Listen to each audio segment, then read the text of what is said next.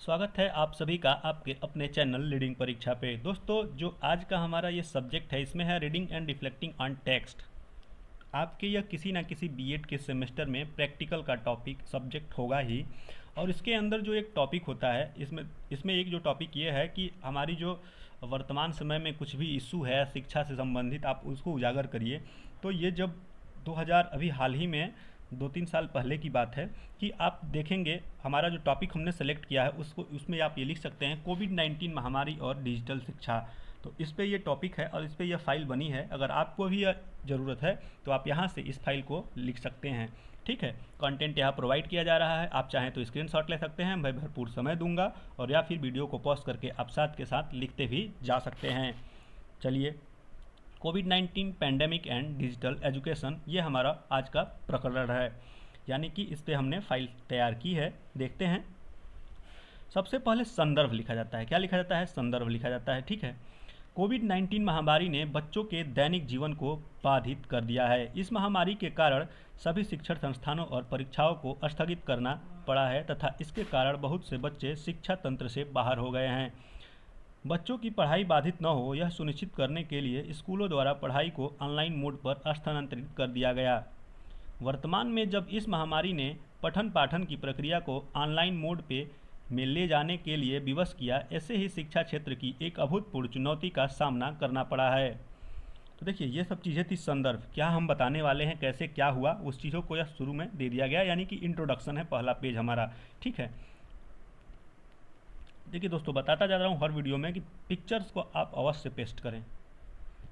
ठीक, देखिए, चलिए ये रहा, फिर आप इसका देख सकते हैं। हालांकि वर्ष 17-18 के राष्ट्रीय प्रतिदर सर्वेक्षण के आंकड़ों के अनुसार देश के मात्र 15% ग्रामीण घरों में इंटरनेट की सुविधा उपलब्ध थी, जबकि शहरी घरों में यह दर 42% थी। अतः ई लर्निंग प्रणाली की तरफ हुए इस बदलाव ने एक नई बहस छेड़ दी है कि क्या इस बदलाव से छात्रों को सीखने में मदद मिली है या इसके अनेक विकास, सामाजिक और भावात्मक कल्याण में बाधा उत्पन्न हुई है। देखिए, आप इसको देख सकते हैं। अब इसके बाद क्या है कि डिजिटल शिक्षा। डिजिटल शिक्षा क्या है? डिजिटल शिक्षा हेडिंग रहेगी हमारी नेक्स्ट, और उसके बाद डिजिटल शिक्षा में हम चीज़ें लिखेंगे कि डिजिटल शिक्षा है क्या, इसका फ़ायदा क्या है, इसके नुकसान क्या हैं। ऐसे सब मेनली हम पॉजिटिव चीज़ें ही लिखते हैं, प्रैक्टिकल फाइल हो। जब तक कि निगेटिव चीज़ें आपसे न पूछी जाए आपको नहीं लिखनी चाहिए दोस्तों। ये किसी भी क्वेश्चन आंसर में आपको ध्यान रखना है, आपका थ्योरी हो या फिर प्रैक्टिकल हो या फिर वाइवा हो। ठीक है। चलिए, ई लर्निंग के संचालन हेतु सरकारी पहल क्या क्या हुए उनको भी देख लेते हैं। ये हमारा अगला हेडिंग रहेगा। ई पीजी पाठशाला है, स्वयं है,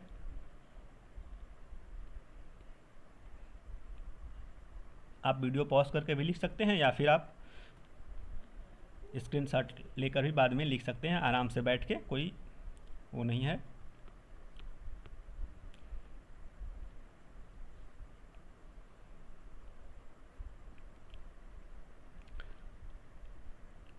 अब इसके बाद हेडिंग बनती है national programme on technology and fast learning. ठीक है,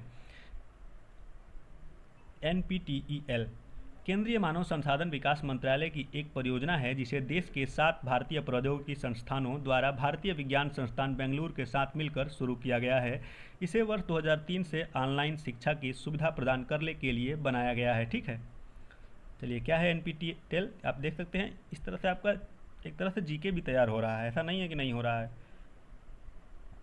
आप जब बीएड कर रहे हैं, प्रैक्टिकल फाइल लिख रहे हैं, देख रहे हैं, तो आप अवश्य टीचर बनने के लिए उत्सुक हैं। तो टीचर बनने के लिए आपको टेट, सुपर टेट तो हर जगह देने ही पड़ेंगे। इसमें ये चीज़ें काम आने वाली हैं। ठीक है। एक रक्षक के रूप में प्रौद्योगिकी, हमारा ये हेडिंग बनता है एक रक्षक के रूप में प्रौद्योगिकी। प्रौद्योगिकी कैसी होनी चाहिए? तो लचीलापन होना चाहिए। ठीक है। ऑनलाइन शिक्षा छात्र और शिक्षक दोनों को सीखने की गति निर्धारित करने में सक्षम बनाती है। साथ ही यह सभी की दिनचर्या में समन्वय के अनुरूप बढ़ने का समय निश्चित निर्धारित करने की सुविधा भी प्रदान करती है। आपने इसका स्क्रीनशॉट ले लिया होगा। आगे बढ़ते हैं और देखते हैं। पाठ्यक्रम की एक विस्तृत श्रृंखला, इस पर सब कुछ आपको मिल जाता है।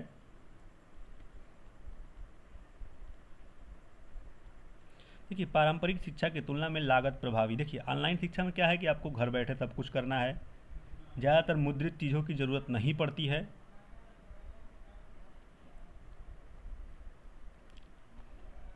सुविधा परिवेश, सब कुछ इसमें सुविधापूर्ण परिवेश होना चाहिए। ऑनलाइन शिक्षा छात्रों को अपनी इच्छा के अनुरूप उपयुक्त स्थान या परिवेश में पढ़ाई करने की अनुमति देता है। बिल्कुल सही बात है, आपको किसी क्लासरूम में बंद होकर पढ़ने की ज़रूरत नहीं है। आप कहीं भी बैठकर आराम से इंटरनेट की सुविधा से अपने मोबाइल फ़ोन या फिर लैपटॉप पीसी जो ऐसी जो सुविधा हो उस पर आप पढ़ाई कर सकते हैं। ठीक है, अगला हेडिंग है ऑनलाइन शिक्षा की चुनौतियां और इससे संबंधित अन्य मुद्दे। एक स्वास्थ्य अध्ययन माहौल का अभाव है। बिल्कुल सही बात है, स्कूल जैसा माहौल पढ़ाई के लिए कोई ज़रूरी नहीं है कि हर जगह आपको मिल ही सके। कोई ज़रूरी नहीं है कि आपको घर का एक अलग कमरा आपके घर में पढ़ने के लिए मिल ही जाए। हमारे भारत के आधी से क्या बहुत सी जनसंख्या, अधिक जनसंख्या गांवों में निवास करती है जहाँ पे खुलेपन का माहौल है। ठीक है, इस चीज़ को आप देख लेंगे। फाइल लिखिए, आराम से लिखिए, मैं सब कुछ आपको मुहैया कराता जाऊँगा। प्रैक्टिकल फाइल हम सब ला देंगे यहाँ पे लिखने के लिए, आप लिखते जाइएगा। बस उसके लिए आप चैनल को सब्सक्राइब करें और बेल आइकन को प्रेस अवश्य कर दें। वीडियो को ज़्यादा से ज़्यादा शेयर करें। ठीक है, प्रौद्योगिकी पहुँच का अभाव। ठीक है, यह अनिवार्य नहीं है कि हर छात्र जो स्कूल जाने का खर्च वहन कर सकता है वह फ़ोन, कंप्यूटर, यहाँ तक कि ऑनलाइन कक्षाओं में भाग लेने के लिए एक गुणवत्तापूर्ण इंटरनेट कनेक्शन का भी खर्च उठा सकता है। इसके कारण छात्रों को मानसिक तनाव से गुजरना पड़ता है। हाल में ऐसे मामलों में काफ़ी वृद्धि देखी गई है। ठीक है, होता है, हर चीज़ के दो पहलू होते हैं। स्वास्थ्य संबंधी मुद्दे, बिल्कुल सही बात है। मोबाइल ज़्यादा आप देखेंगे, आंखों की रोशनी तो होनी ही होनी है, उसके लिए आपको चश्मे लेने की ज़रूरत पड़ेगी।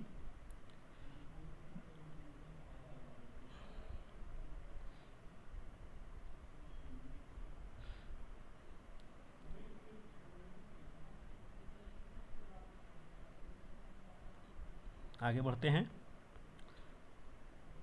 ऑनलाइन शिक्षा को अधिक प्रभावी बनाना। लंबे समय एक तरफा और नीरस संवाद की बजाय छोटे परंतु गुणवत्तापूर्ण विचार विमर्श को प्राथमिकता दी जानी चाहिए। बिल्कुल सही बात है।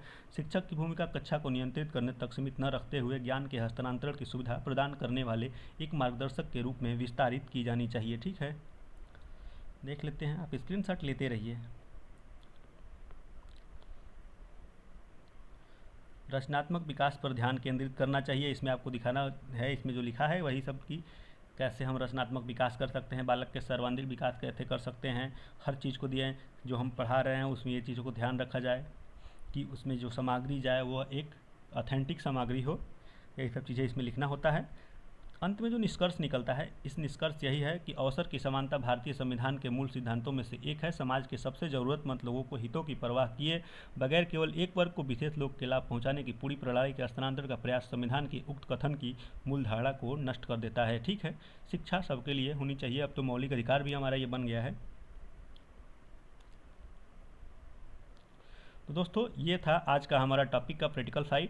आप आराम से लिख लिए होंगे, हमको आशा करते हैं। अगर नहीं लिखे होंगे तो स्क्रीनशॉट तो अवश्य ले लिए होंगे। आप लिख लेंगे, कंटेंट आपको मिल जाएगा। यही कंटेंट हर जगह नहीं मिलते हैं, बड़ी मुश्किल से मिलते हैं। आप इसको अवश्य लिखें दोस्तों, मेहनत लगती है। तो आप प्लीज़ वीडियो को लाइक करें, चैनल को सब्सक्राइब करें। ऐसे ही वीडियो हम आपको और लाते रहेंगे। आपको पूरी यहाँ पे मदद की जाएगी। धन्यवाद।